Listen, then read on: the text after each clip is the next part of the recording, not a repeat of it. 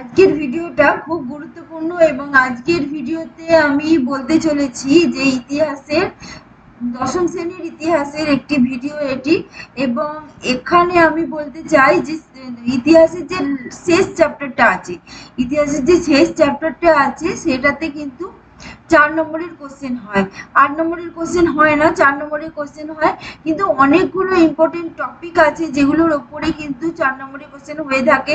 অনেকে ওই টপিকগুলো বুঝতে পারে না, যে টপিকগুলো হচ্ছে কাশ্মীর সমস্যা, হায়দ্রাবাদ, ভারত মুক্তি কিভাবে হলো, এছাড়া দেশীয় রাজ্যগুলোকে কিভাবে সংগঠিত করে সর্দার বল্লভভাই প্যাটেল কিভাবে ভারত মুক্তির দলিলে সই করালেন, এবং এরপরে হচ্ছে ভাষাভিত্তিক রাজ্য, এই সমস্ত কিছু নিয়ে অনেক প্রশ্ন হয়। অনেকে কিন্তু এই প্রশ্নগুলোর উত্তর ঠিক মতো বুঝে উঠতে পারে না, কিভাবে লিখবে বুঝতে পারে না। দেখো, যদি কনসেপ্ট বোঝা যায় যে মূল ঘটনাটা কি হয়েছিল, তাহলে কিন্তু উত্তর লেখা খুব সোজা হয়। আর যে কনসেপ্টই দিক না কেন, সে উদ্বাস্তু সমস্যাই হোক আর কাশ্মীর সমস্যাই হোক, সেই সমস্যাটি যাই হোক না কেন, প্রশ্ন যাই হোক না কেন, সেই প্রশ্নের প্রেক্ষাপট বা পটভূমিকা বা কারণ বা প্রিভিয়াস অবস্থা কিন্তু একটু বলতেই হবে। যদি না বলো তাহলে কিন্তু কোশ্চেনের যে অ্যান্সারটা এটা কিন্তু সম্পূর্ণ হবে না। তারপরে তুমি বর্তমান অবস্থাটি বলবে এবং এর ইম্প্যাক্টটা বলবে, ঠিক আছে? যেমন ধরো উদ্বাস্তু সমস্যা, উদ্বাস্তু সমস্যা বলতে গেলে তোমাকে এর সময়কালটা বলতে হবে। ভারতের স্বাধীনতা মানে হওয়ার সঙ্গে সঙ্গেই এই সমস্যাটা দেখা দিয়েছিল, এবং এই সমস্যাটা হওয়ার সময় ভারতের পরিস্থিতি কেমন ছিল সেটা বলতে হবে, ঠিক আছে? এরপর তো সমস্যাটা বলতেই হবে। প্রথমে আসছি কাশ্মীর সমস্যা প্রসঙ্গে। তার আগে বলি, যারা ভিডিও দেখছো এবং ভালো লাগছে অবশ্যই লাইক করো, ভালো লাগলে ভিডিওটাকে শেয়ার করে দিও। আর এই রকম যদি ভিডিও আরো পেতে চাও বা যদি কোনো রকমের অসুবিধা হয়, বুঝতে অসুবিধা হয়, সেটা কমেন্ট বক্সে জানিও, ঠিক আছে? প্রথমে আসি কাশ্মীর সমস্যা প্রসঙ্গে। কাশ্মীর সমস্যা এমন একটি সমস্যা যেটা এখন বর্তমান ভারতেও এই সমস্যা আমাদের প্রায় প্রত্যেককেই অনুভব করছি আমরা, ঠিক আছে? দেশের যারা নায়ক আছে, প্রধান আছে, দেশ যারা চালাচ্ছেন, তারা তো দেশের শাসক বৃন্দ, তারা তো এই সমস্যাটার সঙ্গে সবসময় এখনো মোকাবিলা করেই চলেছেন। তাহলে এই সমস্যাটার উৎপত্তি কিভাবে হয়েছিল, কখন হয়েছিল, কেন হয়েছিল, এই প্রসঙ্গে কিন্তু জানা খুব দরকার, ঠিক আছে? যদি এমনি সাধারণভাবে নলেজ গেইন করতে চাও তাহলেও জেনে নিতে পারো। ভারত যখন স্বাধীন হয় সেই সময় ভারতে প্রায় 601টি প্রিন্সলি স্টেট ছিল, মানে দেশীয় রাজ্য ছিল। যেমন হস্তিনাপুর, অযোধ্যা, তোমার হায়দ্রাবাদ, ছোট ছোট এলাকা নিয়ে এক একটা রাজ্য, ঠিক আছে? এখন যেভাবে আমরা রাজ্য পাই সেরকম না, ছোট ছোট প্রাদেশিক কর্তা, সেটাই একটা স্বয়ং সম্পূর্ণ স্বাধীন রাজ্য, এই রকম একটি ছিল। এবং এগুলি ভারতের সঙ্গে যোগদান করলে তবে একটা ভারত মানে সম্পূর্ণ ভূখণ্ড তৈরি হবে, ভারত দেশ তৈরি হবে। কিন্তু দেখা গেছে যখন ভারত স্বাধীন হয়েছিল সেই সময় সমস্ত রাজ্যগুলোই যে ভারতের এই ভারত মুক্তির দলিলে সই করেছে তা নয়। তার মধ্যে অন্যতম ছিলেন কাশ্মীরের রাজা হরি সিং। কাশ্মীরের রাজা হরি সিং ছিলেন হিন্দু, কিন্তু জম্মু কাশ্মীরে সংখ্যাগরিষ্ঠ ছিল মুসলিম। কাশ্মীরের রাজা হরি সিং যখন মানে ভারত স্বাধীন হয়, তার আগে কি হয়েছিল, তার আগে লর্ড মাউন্ট ব্যাটেন কিন্তু বলেছিলেন যে ভারতের যে রাজ্যগুলো রয়েছে তারা চাইলে পাকিস্তানের অন্তর্ভুক্ত হতে পারবে, যদি চায় ভারতের অন্তর্ভুক্ত হতে পারবে, এবং যদি না চায় স্বাধীন, নিজেদের স্বাধীন রেখে, স্বাধীন ভূখণ্ড রেখে, নিজের রাজ্য বা দেশ আলাদা রেখেও তারা শাসন কার্য চালিয়ে যেতে পারবে। এই যে কথাটি, এটি কাল হয়েছে, বুঝতে পেরেছ? এবার কি হয়েছে, কাশ্মীরের রাজা হরি সিং সে নিজের মতে চলতে চেয়েছে, সে নিজের রাজ্য, নিজের দেশটাকে আলাদা করে কাশ্মীর একটা আলাদা কান্ট্রি এইভাবে তৈরি করার চেষ্টা করেছে। এবং তাদের এবার এদিকে পাকিস্তানের প্রচেষ্টা হচ্ছে কাশ্মীর দখল করা, কারণ কাশ্মীরের রাজনৈতিক, ভৌগোলিক এবং নৈসর্গিক যে শোভা এবং অর্থনৈতিক দিক থেকে কাশ্মীর অত্যন্ত গুরুত্বপূর্ণ একটি ভূখণ্ড।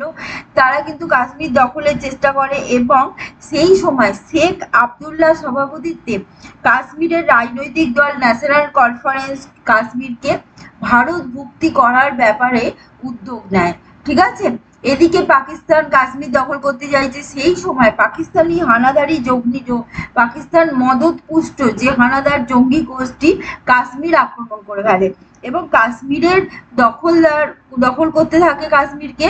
এবং সেই সময় নিরুপায় হয়ে হরি সিং নেহেরুজির সাহায্য প্রার্থনা করেন নেহেরুজি সেনা পাঠান।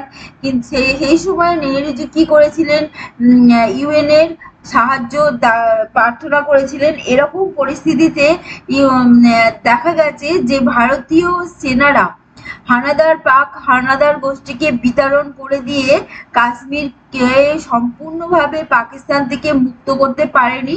তখন ভারত পাকিস্তান যুদ্ধ শুরু হয়ে যায়। ঠিক আছে, এবং সম্মিলিত জাতিপুঞ্জের যে হস্তক্ষেপে এই যুদ্ধের বিরতি ঘটে।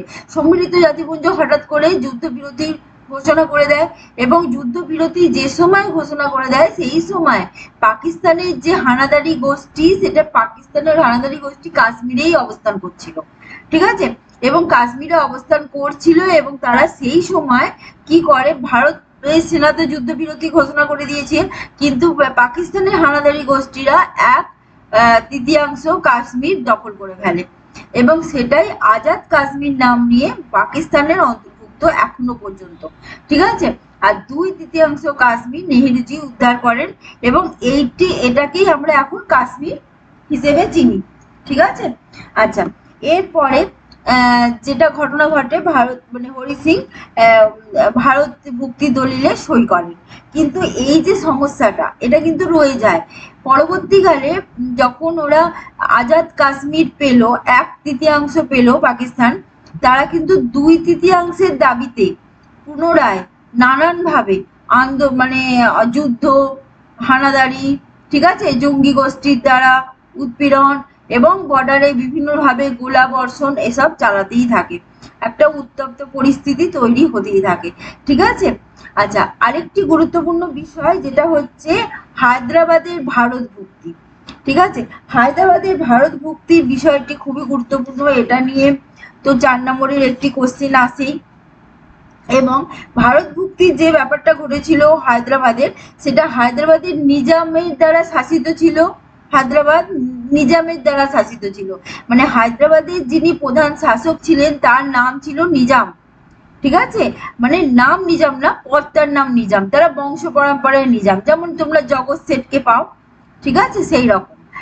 আচ্ছা, এরপরে সেই সময় কি হয়েছে, নিজামরা ছিল প্রচন্ডভাবে ভারত বিদ্বেষী এবং তারা পাকিস্তানেও যোগ দিতে চায়নি এবং তারাও কিন্তু একটি জঙ্গি গোষ্ঠী পুষত, যেটা হচ্ছে তার নাম ছিল রাজাকার বাহিনী।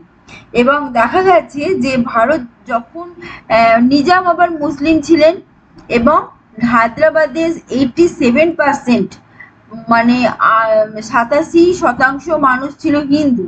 আর নিজাম কি করতো, রাজাকারদের দিয়ে ওই হিন্দুদের ওপর উৎপীড়ন চালাতো। ঠিক আছে, এরপরে হিন্দুবাসী যারা ছিল তারা ভারতের নিজামের বিরুদ্ধে জেহাদ ঘোষণা করে এবং তারা ওই ভারত ভুক্তি, এই জন্য ভারত ভুক্তি ভারতে একসঙ্গে একাত্ম হতে চায়। এরপরে দেখা গেছে যে এই পরিস্থিতিতে ভারত হায়দ্রাবাদকে একটি চরমপত্র পাঠিয়েছিল।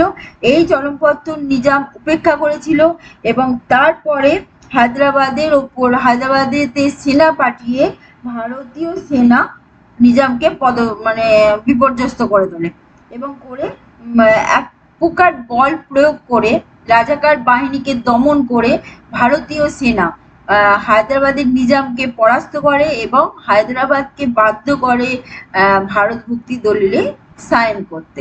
ঠিক আছে, আচ্ছা, এরপরে যে ইম্পর্টেন্ট টপিকগুলো আছে সেগুলো পরের ভিডিওতে আসছি। আজকে এই পর্যন্ত এবং দেখতে থাকো ভিডিও। যদি ভালো লাগে তাহলে অবশ্যই লাইক করো, শেয়ার করো, কমেন্ট করো। ওকে, বাই।